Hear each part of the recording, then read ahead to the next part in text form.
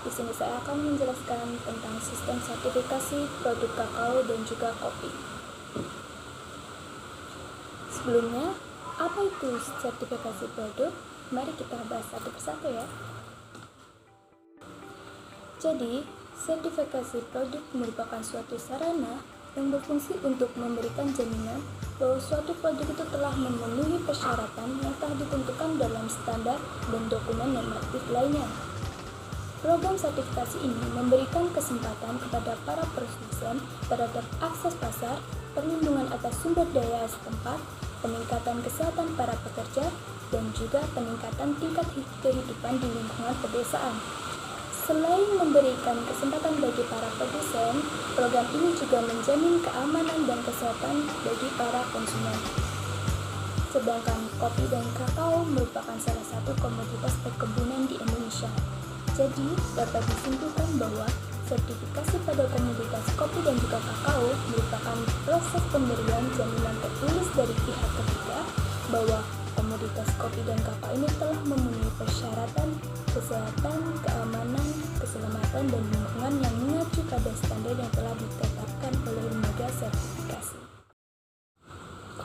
Yang pertama, perusahaan menyerahkan dokumen permohonan meliputi fotokopi akte notaris perusahaan, surat NPWP, pendaftaran merek dari Dirjen HKI termasuk perjanjian sertifikasi, dan informasi biaya yang diperlukan. Yang kedua, tinjauan permohonan oleh lembaga sertifikasi dokumen permohonan. Yang ketiga, evaluasi atau penilaian proses produksi termasuk pengambilan dan pengujian sampel pada produk. Yang keempat, tinjauan hasil evaluasi. Yang kelima, keputusan sertifikasi. Dan yang keenam, penerbitan sertifikasi kesesuaian. Jika telah sesuai, maka LSP akan menerbitkan sertifikat kesesuaian. Sertifikat ini akan menjadi dasar saat akan mengeluarkan perjanjian lisensi tanda SNI. Yang ketujuh, perjanjian lisensi tanda SNI diberikan oleh Badan Standar Nasional atau BSN kepada produsen. Setelah ini, produsen dapat membubuhkan tanda SNI dalam produknya.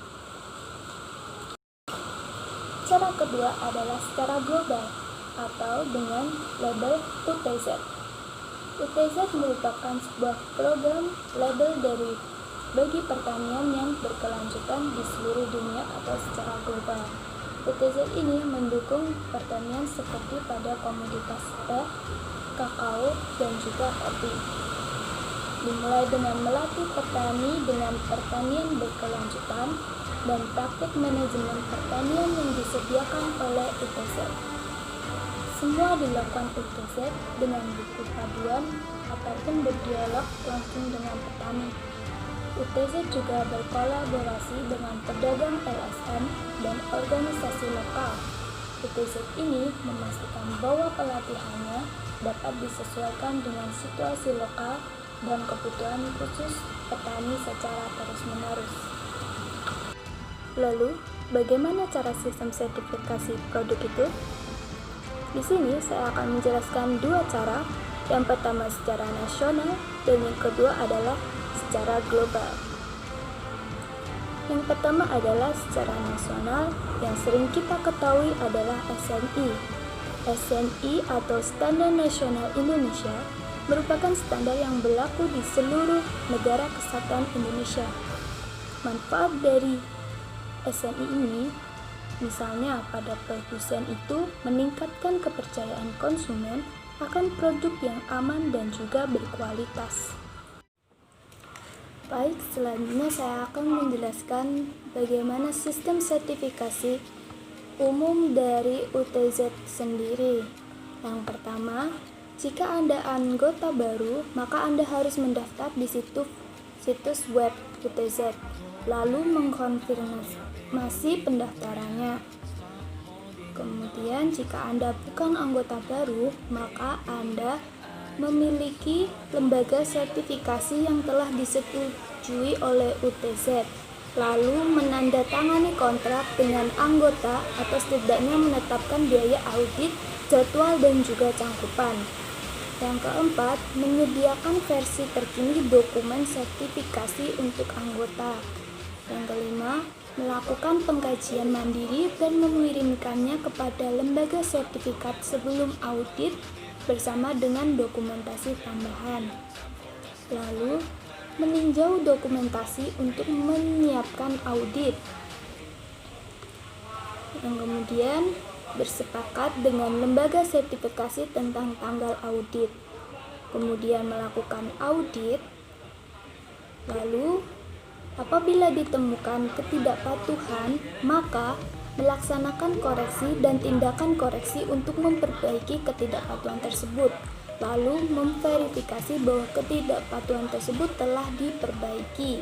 Jika Anda tidak memiliki ketidakpatuhan tersebut, maka Anda langsung dapat mengambil keputusan tentang sertifikasi. Lalu, apakah anggota tersebut bersertifikasi? Jika tidak, maka harus memberitahu anggota dan UTZ. Lalu selesai. Jika anggota tersebut bersertifikasi, maka menerbitkan sertifikasi, melaporkan hasil audit dan mengirimkannya lisensi tersebut melalui GIP. Lalu meninjau permohonan lisensi tersebut. Apakah benar, lengkap dan jelas? Maka kalau lengkap dan jelas, akan diaktifkan lisensi untuk anggota di GIP, kemudian mengirimkannya ke sertifikat kepada anggota dan mencatat transaksi di GIP dan memberi informasi kepada lembaga sertifikasi bila terjadi perubahan dalam informasi sertifikasi tersebut. Terima kasih. Sekian materi yang dapat saya sampaikan, kurang lebihnya mohon maaf, dan selama pandemi ini terus terapkan 3M, menjaga jarak, mencuci tangan, dan memakai masker. Terima kasih. Bye-bye.